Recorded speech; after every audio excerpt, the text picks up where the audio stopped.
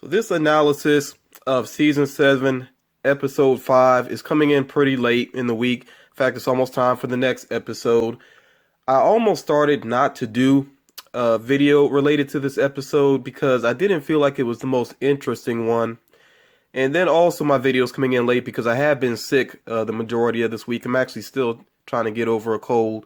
But I took some time, I thought some more about the episode, and there are a couple of things that I do want to say about it, so let's not waste any time here. Let's go ahead and get into it. I do like that we got a scene between Rick and Michonne. It was very brief. They really didn't have much screen time in this episode, but it did give us time again to play up this inner struggle that Michonne is dealing with. I think that she really has developed strong feelings for Rick. And I think part of the reason that she's attracted to him is because he is such a strong individual. But where her struggle is coming in is at this time, he's not really allowed to be as strong as he can be. He's in such a tough situation, and like he said before, he very openly expressed to her how much he doesn't want to lose anybody else. So he is in a very tight position. I still don't feel like Rick is a broken man. I think he's a man that just doesn't really see options right now. That's the big issue. I do feel like people are kind of being unfair to him because I don't know, maybe this is a flaw in the writing or just a flaw in the logic. I don't know, but I really feel like the characters are being unfair to him because he's not a miracle worker. He can't just go right up against Negan, because this episode definitely showed us, even more so than I think episode 1 of this season, that Negan definitely has a lot of manpower. I was actually pretty surprised by how many of Negan's people rolled into Hilltop. And I think that's the biggest force that they've really showed on screen thus far. I feel like maybe it has something to do with the lighting. It was kind of hard to tell how many people were with Negan in that first episode. I assumed it was a good number, but it was kind of tough to see them and really get a good feel of the numbers. And then when they actually came to Alexandria, again, I knew it was a lot of them, but the camera was so focused on the main characters. Again, it was kind of difficult to tell how many people it was, but we got a good look at what Negan's force can look like, so pretty intimidating. So Rick has to be very smart if he is going to retaliate, and of course, he is going to at some point. He just can't rush it, and I kind of wish the other characters would acknowledge that fact. I got to give a lot of credit to the actors in this episode, mainly the actress that plays Maggie and the actress that plays Sasha. They showed so much restraint. I really love that about their performances, because it would have been very easy to go the super emotional route because of the things that they have dealt with. But again, they were just so restrained, and I really appreciated that from them. And of course, the main focus of this episode, it was a lot about them trying to work things out to stay at Hilltop.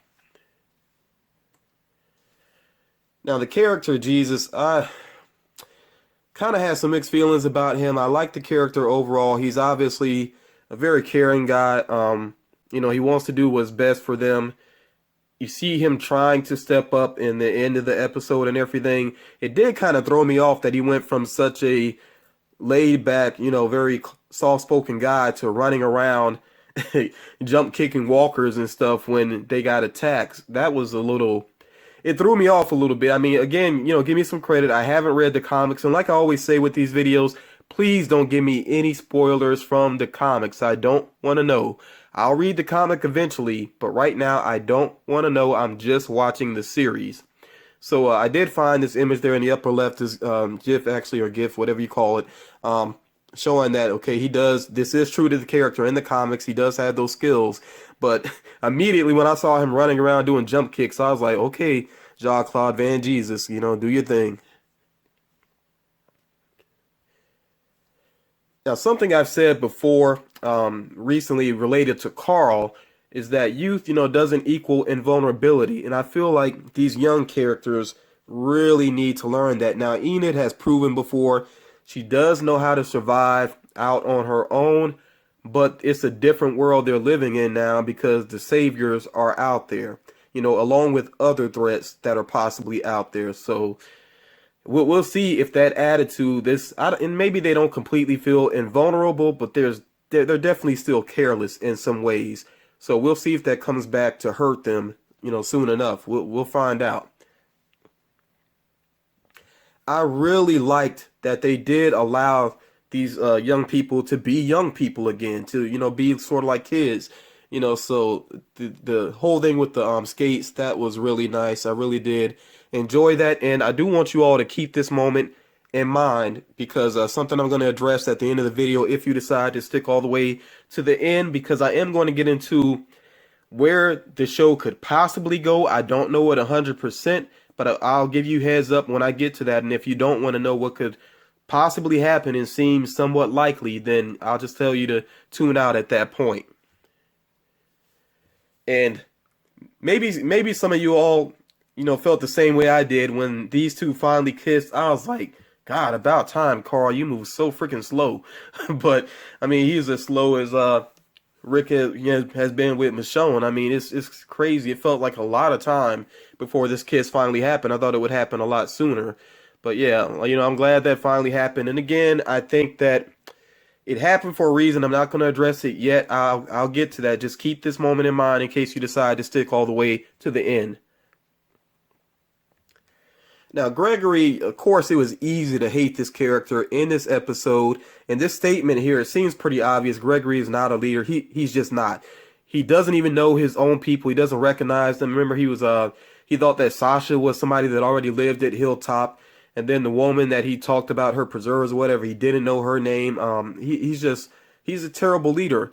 But at the same time, though, like Jesus explained, he's somebody that kind of got put into that position. They don't make it sound, I mean, Jesus didn't make it sound like he fought for the position or anything. He just kind of ended up in that position, and he's clearly taking advantage of it. So I can't completely hate the character because of that. Like, he shouldn't have been leader to begin with. And when you have that type of situation, like I said, I just can't completely hate the person in charge, because if they shouldn't have been in charge to begin with, that's partly to blame for the people of Hilltop for letting that happen. The Savior's lesson, maybe I'm kind of reading into this too much, and somebody let me know what you think. And please, again, if it's something that's revealed in the comics, I don't want to know. But for those of you just following the series, let me know if I'm reading into this too much. Okay, there was a moment when Gregory was talking to Simon about, and I still can't believe this character's name is Simon, but anyway, Gregory's talking to Simon and about the attack, and he says they got the message loud and clear. At first, it seemed like Simon didn't really know what he was talking about. Now, maybe he was distracted by the painting, but it kind of led me to believe that maybe there's another force at work here that Simon and the Saviors are aware of, and maybe they're taking credit for what they do because they don't want other people to realize that they have somebody trying to affect what they're doing, these communities that they're taking over and everything. It just kind of, I don't know, maybe like I said, maybe I could be just reading into it too much, but it was kind of questionable to me. I really wondered about that, but again, time will tell. I definitely feel that there's got to be either Negan's people have to turn against him, some of them have to turn against him, or there has to be some other force at work for Negan to be taken down. It can't just be Rick and his people. That's not enough. So it was pretty interesting that Simon says, now I'm your Negan. He's basically taken over dealing with Hilltop. That's pretty interesting to see where that's going to go, and it definitely creates some tension, because now we know it's going to be very difficult for Maggie to stay there, especially if Simon decides that he's going to come around pretty often. That's going to be, I think that does leave some room for some great tension in the future, and I hope that there will be some, because honestly, the past couple of episodes have been a little on the dull side. I mean, I like the depth to them. I like that they are, really digging into the emotions of the characters and everything, but man, we definitely need to kind of pick up the steam here, because it's starting to drag a little bit to me. And again, I definitely want to hear your how you feel about it. Do you feel that this season is starting to drag or not? So this episode, really, it was a lot about mourning, that mourning process. And to me, one of the greatest things about this episode, I like that Maggie let go of the pocket watch. She passed it along to Enid. And that says a lot to me, in that just that very simple phrase, "we have us." You know, they're mourning, that they have their memories. They don't need any trinkets or, artifact. Like, they don't need any of that. They just don't need anything physical to remember the people that they have love for, because that love is still there within them. I think that says so much. It kind of reminds me, like, on the opposite end of, if you've seen the movie American Beauty, uh, the wife character in that movie, played by Annette Bening. I can't think of the character's name, but Annette Bening's character was a very materialistic type of person. The husband was too, actually. When he was having this whole midlife crisis, he was wasting money on nonsense. They were very materialistic people. So, and he claimed to not to be materialistic, but he just wasn't into the same materialistic stuff that she was. But after, and spoiler alert for American Beauty, like, 20-year-old spoiler alert, however old that movie is. Um, After that character is killed, there's a scene where she goes, I think it's her final scene really. She goes into the bedroom and she's hiding her gun and she hugs his clothes. And I like that. I was like, that's brilliant. It says so much about that character. She's clinging to the material stuff as if that's him, but it's not him. We are not our material possessions. So again, jumping back to the opposite side now, here in The Walking Dead, seeing Maggie let go of that pocket watch, that just says so much about her maturity and her strength. And I really fall in love with the character Maggie. She really is a great character. I'm seeing it more than I think I've seen in the past. In fact, there was a time period in the series where I was like, if Maggie died and Glenn died, I'd probably be okay with it. But now that, they're showing more depth to Maggie, I really am enjoying the character. And I feel like she's had more loss. Like, we've seen her lose more individual people in her life than probably anybody else on the series. Now, if anybody wants to crunch the numbers and let me know if I'm wrong on that, you can absolutely do so. But I kind of feel like, especially characters that were in the series for a while, I feel like she has lost more people probably than anybody else that I can think of. So the big question now is, what lies ahead for the series? Where does the season go? And also, what's going to happen with certain characters? Now, I will say here again, if you don't want a possible spoiler, and this is just a possible spoiler about where the season could go, this would be the time to tune out. And no hard feelings at all if you don't watch the rest of this, because like I said, I don't want to possibly ruin anything for anybody, even though this is speculation at this point. But again, if you don't want a possible spoiler, go ahead and tune out. So the actor that plays Carl has been accepted into a college. His contract is up with The Walking Dead. The writing is kind of on the wall here, people, that there is a good chance that Carl might be killed. And I've been kind of back and forth on this. I was saying that I don't see it happening. I feel like Negan wouldn't go there because he would know that he probably would just lose control of Rick. Either Rick would just completely break down, or Rick would just completely turn against him, regardless of what the consequences may be.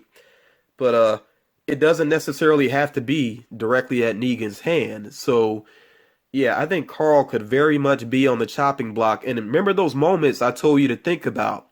They gave Carl these nice moments with Enid. He had the roller skating moment. He had the kiss with her, that sweet moment.